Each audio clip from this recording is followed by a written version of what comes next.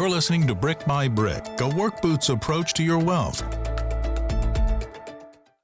Well, welcome back to another episode of Brick by Brick, the program where we take a work boots approach to your wealth. I'm joined by my counterpart and co-host Kyle Lubeck here in studio. I am Connor Theofold, and we are planners at LGH Wealth Management.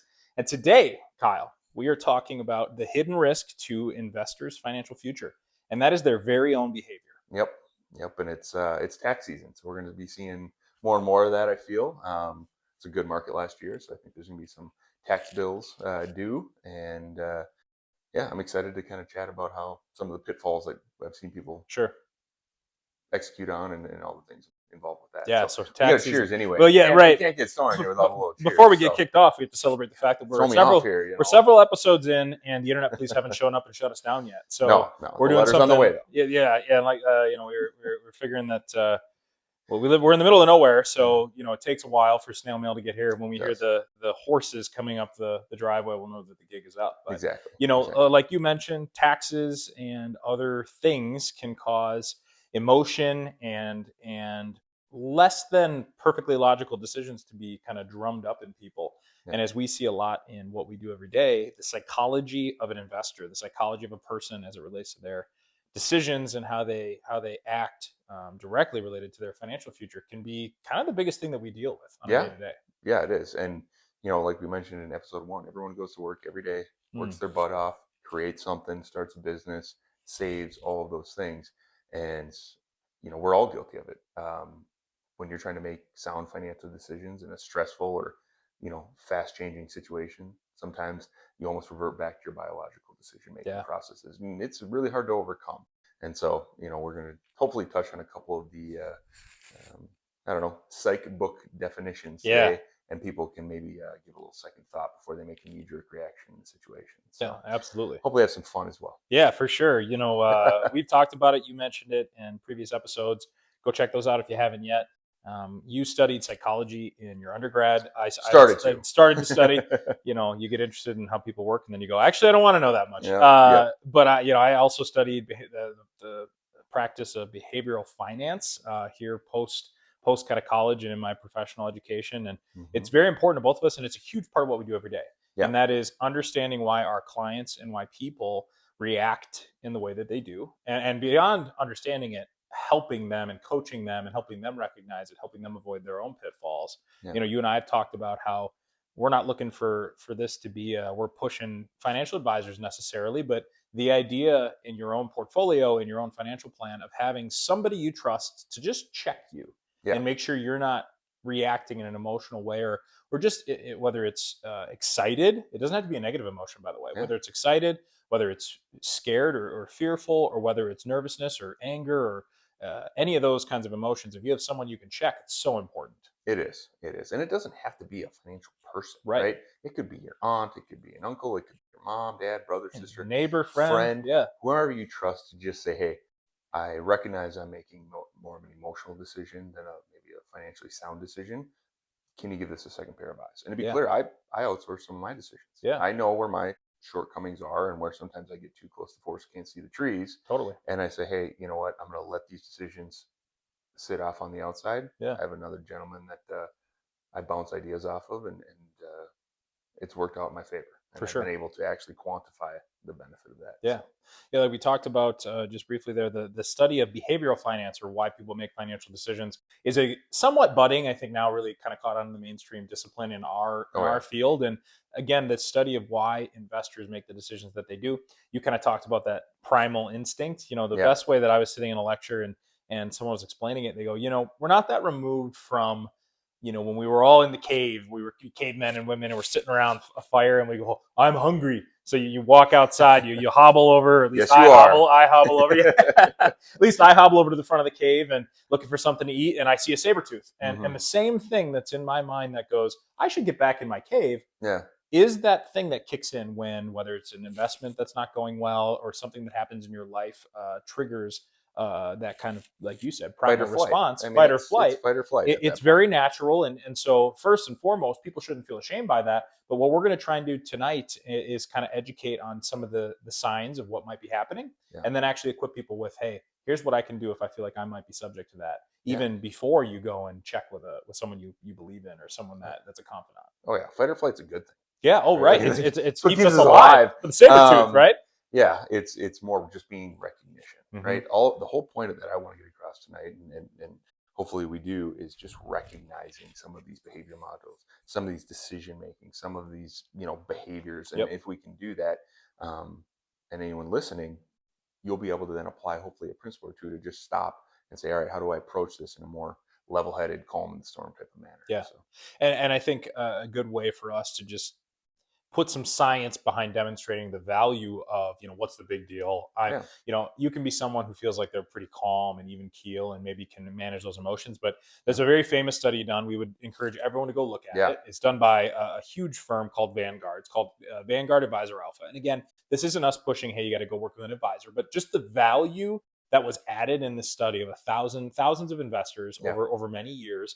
And basically the findings in that study at a high level were, if you have someone you trust that can help you with those decisions or can keep you kind of within the parameters of the plan and the strategy you've set forth, it's worth upwards of 3% a year when compared to investors that don't have that confidant, and almost half of that 3%.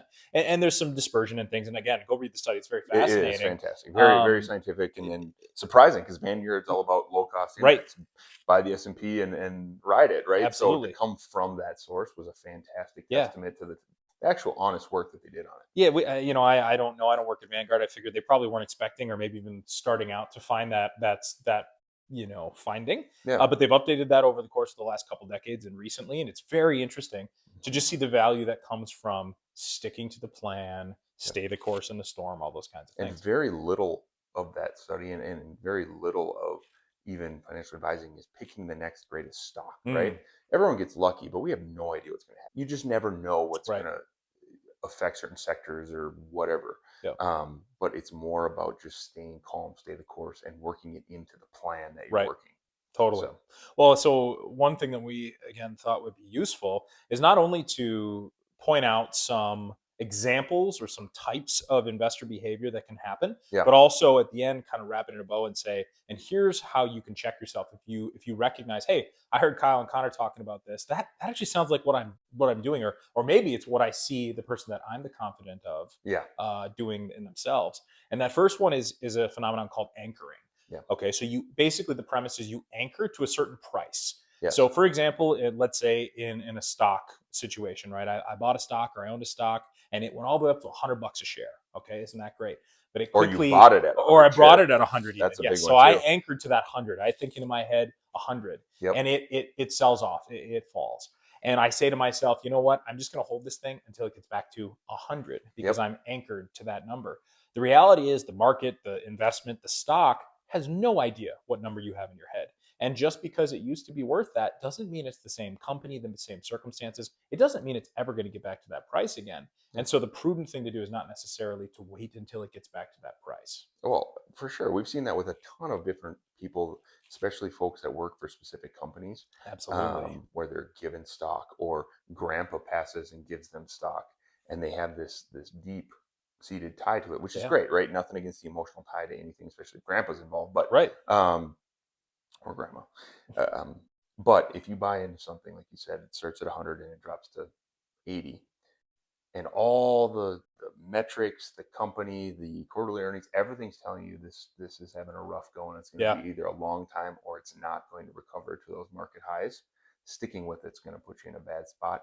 People will stick with that sometimes and just say, nope, I am going to dig in my heels, and it's going to come back just because I feel it. Yep, and absolutely. I'm sorry, the market doesn't care about your feelings. Yeah. Well, look, I fall into I know I just resaid what you kind of said. Well, no, but that's the reality. It really is. And a lot of people just, I mean, we see in a lot of areas, politics, the market, marriages, kid behavior, right? It just, that's part of biological totally nature. I think about it with myself. Sometimes I catch myself, let's say, going to play some blackjack at the local casino. I'm not a big gambler, so I go and I say, hey, I'm going to take $100. I'm going to have fun for a couple hours with some friends. If I lose more than $100, I'm done, right? And I tell myself that I'm very rational going to a casino. Because I'm just going to play games. I'm I not think going people to would make money. argue that first and Well, foremost. yeah, don't ask my wife about it, But here's why that it may not stay rational. You go with that $100 and you lose a couple hands of blackjack as you do, and you go, oh, I'm just gonna play until I get my $100 back. Yeah. Same thing. I've locked in my head that number, that special, and again, it's not 100 all the time, but that's anchoring, right? Oh, we've got a couple other examples of some biases that. Oh yeah, well, and playing off the casino. The next one's recency bias. Oh yeah, right. We see this all the time. Let's go to the casino again in the sense of craps, right, or roulette. It's so funny. Sometimes I see people sitting there with little notebooks, writing down every last number that was rolled, or every last number that hit, and they think because that number hit, it's now gonna. The likelihood of it hitting again is very low. And it's not. Recency what has happened in the past has no bearing on what has happened in the future. And so the next row of craps has the same logical and mathematical probability of hitting again that anything before did. Right. And so when we see that in the market, people are saying, well, this has happened before, or this has happened so many times, this other thing must happen now just by the law of averages. That is not true. It just is not. It is independent of every role. Absolutely. Yeah. So. And it's funny you say the casino, and you talked about roulette. Speaking of my wife in the casino, when we've gone a handful of times, she doesn't like we're not bringing $100. I'm going to bring $5. I'm going to see how long I can last. Better strategy than me. She's way up compared to me when we gamble. But same thing. She goes and plays roulette. Well, 8 blacks in a row must mean a red's coming. And that isn't how the odds work. But it makes sense in our mind. It makes sense that you fall into that. But that's just not necessarily how it works. And it's not how it works in investments either. How often do we see the hot stock or the hot investment? By the time you hear about it at work and you see it online and they're talking about it on the news and your grandma tells you about it, or grandpa, there's a good chance that maybe it's not the opportunity that it once was. It sure could be. Again, going back to silver, right? I mean, silver recently, online, absolutely. It's been everywhere, right?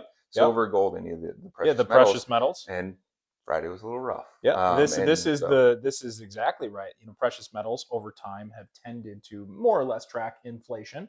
As inflation goes up, the cost of the ounce goes up and things. And over the course of the last, call it year and a half, gold especially, but precious metals has skyrocketed. Correct. And so people go, well, I got to get in on this thing. I got to go buy the silver. I got to go buy the gold, or whatever the metal is, right? Correct. And what do you know? We get a crash of over 30% in silver in one day. And this is the risk of, well, what just happened recently, overruling the long-term sort of data that we have. Correct. And at least when I talk to clients or friends and they pick my brain up, what do you think about this? Or should I get out of this? Or, there's a period there. Should I sell out of my 401k and buy Bitcoin? Right? Oh, yeah. Again, you can make money in Bitcoin. You can make money in precious metals. Heck, you can make money in Pokemon cards if you know what you're doing, right? Like, so I'm not ripping on anyone watching that does any of those things. But for the Joe and Jane, every man and woman, they're just hopping on the coattails of a wave that is getting sensationalized. And just unfortunately, that wave has passed, like you mentioned. And it's really important that you kind of check yourself and say, okay, where is it in the cycle, right? There's tons of different ways to analyze graphs, stocks, Elliott wave theory, Fibonacci retracement, all these different things, right? Dan in our office does a fantastic job absolutely. of, kind of analyzing stocks or investment opportunities with those kind of components and being able to put a little bit of math behind the decision making. Get it from emotion, from excitement, from sensationalism to what's the logic say, what's the math say, what's the trend say, and being very careful that you don't skew the math or the answers that you're trying to find, right? With the emotion to get the answer that you're looking for bias, to confirm. There's more story there. You said a lot of things, and I heard Pokemon cards. I'd imagine that the strategy for that is to just try and catch them all. Is that catch them all? That's very true. Absolutely. The don't walk into traffic. I hear that's another one. Oh yeah, the Go Pokemon Go. That's a whole different. I don't think so. I don't. I don't know that. I'm not sure. It's just like TikTok. For everyone watching, I did see him walking around his neighborhood like this with his phone. So I don't know what he was technically doing. But, I was excited. I was sensationalizing my catching Pokemon in the. Anyway, one that goes with the recency bias and makes it even easier is something known as herd mentality. Okay, so the upside and the downside is here. You follow the herd. It's easier to make an investment when my friend, the news, the social media, my grandma, they all are talking about how they made money in this thing. And so I'm going to follow the herd. The other side of that is, even if I think this seems risky, it feels less guilty to me if the herd made the mistake. Correct. Everybody lost money. It wasn't just my decision. And so we fall into, whether it's They the recency benchmark bias. around their advice. Yeah, bingo, exactly. Yeah. So that sort of hype and sensationalism, like you talked about, can also be a very big risk when we're deciding what we're going to invest our money in long term. Oh, yes. Yep. And the source of where they're getting the information from is also equally as emotional. Mm-hmm. Yeah, the crypto that you mentioned, something that we're careful with because it can be so sensational and because the frameworks and things, we're not making any calls on the crypto here, but it's a good example. The metals being a recent example, of crypto being kind of the last couple of years. Heck, even real estate. Yeah, right? Real estate can be the same way. Absolutely. There's certain influencers out there that say, get out of your 401k and leverage it all into real estate. Totally. That's fine. But, I had a gal who did that, actually cashed out her 401k, went out and bought a piece of real estate, didn't do any background or knew nothing about real estate, and ended up paying an additional $500 a month to keep the thing going because she just could not get the rent in the area, and the state it was, and it was a loss, right for her, because every year it got older every year. And she ended up having to sell it at a fairly significant loss because the investor knew what he was buying and was like, hey, here's the math, right? Totally. It's a mathematical decision. You just got to be in the right framework to start, make some of those decisions. Sure. It's got to be part of the overall strategy, and it's got to be thought out enough that it fits into that overall plan versus being let's add this, or let's get rid of that. Right. Well, and we see it even online. It's paralysis by analysis sometimes too. You're new into a space. You go out and you're like, all right, I'm going to research. I'm going to do everything I can to get the spreadsheet or the Excel or the whatever, right? And they do all this legwork, but then they go, well, this one conflicts with this one, and this one conflicts with this one. And then they just end up making any decision, so they don't feel like they're sitting there not making anything. Right. And a lot of those times, you're leaving a lot on the table. Totally. Yeah. You can also have that emotional piece, I got to make the right decision, I got to make the perfect decision. Yeah. It also can hurt you in the long term. Real estate's getting more and more expensive. I got to buy it right now. Yeah. Oh, yeah. Yeah. That may be true. Genuinely, that may be true. I mean, right? It's hopefully an appreciated asset, but don't put yourself in a illiquid situation where now an emergency comes up, you didn't plan on the other components, right? Going back to the plan on it, versus you fund all the pieces that go into that. So again, it's all great. It's just, you got to be careful you're not chasing. Yep. Which, if you see it on Instagram, odds are it's probably late to the ball. Yeah. Just saying. A little behind the curve, probably.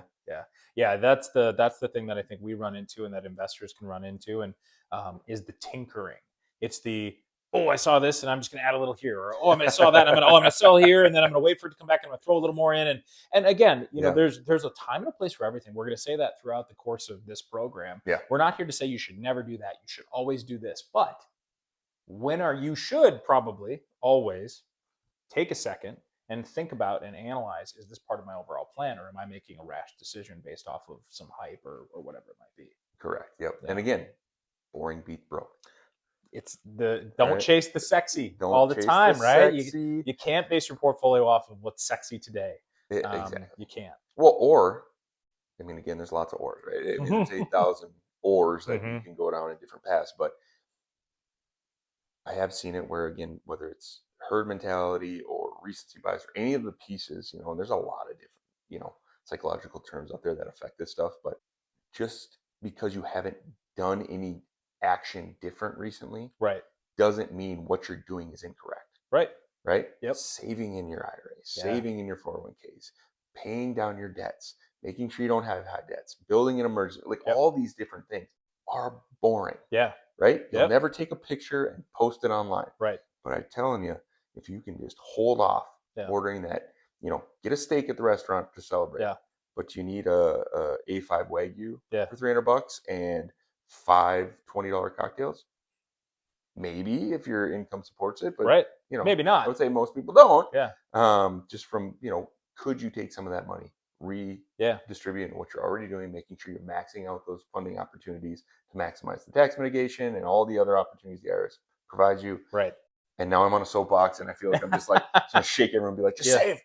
Don't always buy the new pair of boots. Don't always buy the new pair of boots. The old ones work fine. It's well, and you just throw out a bonus behavioral bias there, Kyle. Yeah. The illusion of control. The idea that, hey, just because I tinkered, just because I made a change, that means that I'm in control. I'm driving what's happening, and especially in investing, and especially in life. We can plan, we can do all these things, but just because we're shaking the tree and, an apple may or may not fall out doesn't mean we're in control of how much grows on that tree, right? Whoa, how'd you like that? That was philosophical. That was. That just came out of nowhere. Was good. The internet's better than the doo-doo in the previous episode. So you're classing this joint up just a little bit. I didn't think that was possible, but so we had a listener question from last time leading into this, and the premise of the question was basically, hey guys, how do I know if I'm making an emotional decision or if I'm just being proactive and maybe capitalizing on an opportunity I see? That is a fine line. That is a very fine line. There's a difference between being excited and exuberant. And so do your research, right? If you can justify, if you can step back and say, I would put my grandma into this. Yeah. I would put my mom into this. I would do this regardless of outside exposures or influences, and say this is a good deal for me. Yeah. Right? Real estate's good. Yeah. But not all real estate's good. Sure. Right? And not real estate's not good all the time ever. Precious metals are good. Yeah. But not all precious metals are good. You're right. Right. You're gonna go and buy a bunch of brass? Yeah. Right. Probably not. Yeah. Well, watch today's the day the brass goes through the rough for some example, but the brass ticker goes across the bottom of the screen. Exactly. So you can be proactive, but it's having multiple irons in the fire and continually, I'm always looking for opportunities. Yeah. I bet you I turn down 2 to 3 a month in opportunities that pop up in front. I do a little bit of research. I'm getting to the point now where back of the napkin, I can say this is worth exploring or not. For sure. But when you're first exploring the stuff, and then the second component, then I'll let you answer, is what can you handle on your plate? Sure. Right? Yeah. Starting a second business, great. But you're the CEO and janitor. Do you have the capacity to do that? Right. Or do you have to be at the kids' practice every night? Sure. Go to your kids' practices. That is an easy decision. They really appreciate that. Seriously. It's going to matter to them for sure. Good. In 20 years, it will. Yeah. Or if you're going to invest money into something or get into business with a partner, right? Sure. Like there's considerations there. It's you just slow down, bounce it off that third party, advisor, not someone like us necessarily, but your uncle, your brother, confidant. Whatever, the confidant. See what they think. Don't give them any specifics, but just blind test, see what they think. Yeah. And then once you do your checks and balances, then you can make a proactive action on it, right? Sure. Very few good deals I've seen require immediate decision making. Yeah, for sure. Right. Yeah, so that I think is kind of where I would go with it. My thinking on this is, hey, was this part of the long-term plan or strategy? Okay. That doesn't mean that there aren't short-term opportunities that you capitalize on. Yeah. But does that short-term opportunity that's presented itself, does it fit into the overall plan that's been developed, the strategy, the allocation? If it's just a portfolio, you're not talking about a larger plan. Okay, where does it fit in? Are we putting all our eggs in one basket because this is the shiny thing? And how are you adjusting? Your other investments to complement what you're now getting into? It's not just smash the buy button on this thing that I saw, on Reddit today. Oh yeah. It's how does this fit into my long-term plan, and or what's my exit strategy? If you're buying an investment, for example. So how do you know that this isn't an emotional decision? How much time have you put into it? How good do you feel about it as a risk? What's the opportunity cost? What is the opportunity cost of doing it? What's the opportunity cost of not doing it? Right? We're not just we'll add opportunity costs to it. We're definitely going to talk about opportunity costs because that's a whole concept. A big one, right? Absolutely. And we're not just never invest in the thing, never buy the thing. No, for sure not. You got to take risks in life to achieve success, and certainly in investing, there's risk. But it's just a matter of take a step back, analyze. Does this fit in my plan? Have I done the due diligence that this deserves to be part of my financial future? Yep. And if it does, let's do it. Let's figure out how that works. I'm gonna add one more thing. Yeah, do it. Do you have a passion for what you're looking at? Great. You do all the analysis. Yeah. Cold hard facts. You make a decision. 6 months from now, will you care about this? Yeah. Maybe not investment in your 401k or anything like that, but I'm saying the outside stuff. How much you love the Dow? Yeah. I want to meet that guy. Yeah. Well, actually, I probably don't. I've met a couple of them. But people that get into real estate, or they go out and they buy. I'm gonna keep picking on Pokemon cards. Just because it was a thing. We're gonna hear that story someday. Someone's gonna yell at us in the comment section here. my cars are the greatest. Great investment. Charizard. They're fun, right? Yeah. But I've seen people get into, I'll use real estate again because it's such a massive sector that takes pretty hard focus if you're going to manage it yourself. Get into real estate, then all of a sudden there's exuberance for the first couple months of rent or whatever the case may be. And then the hard work starts. 6 months, 8 months, I was in real estate for a while. I got the phone call on Christmas Eve while I was out of state at the in-laws. My heat's out. Guess whose responsibility it is? Like, it's those things that just erode some of that exuberance. And so you got to really want to and believe in that investment a little bit too. So not in a weird way, but just have, you got to care a little bit. For sure. You got to patch for it. The other viewer request that we got that I thought we're going to have to bring up here, and we're going to have to use as a teaser for next episode, is they said, how are you not doing a whiskey review, a little short whiskey review out of this beautiful collection every episode? And I think we probably owe it to the viewers to give that a shot. So what do you say next time? Next time we'll have a bottle. We'll give it short. We'll do a little 30-second, 45-second review. Get back to the financial information. It was good. It was good whiskey. It was good anyway, whiskey. So your investment account.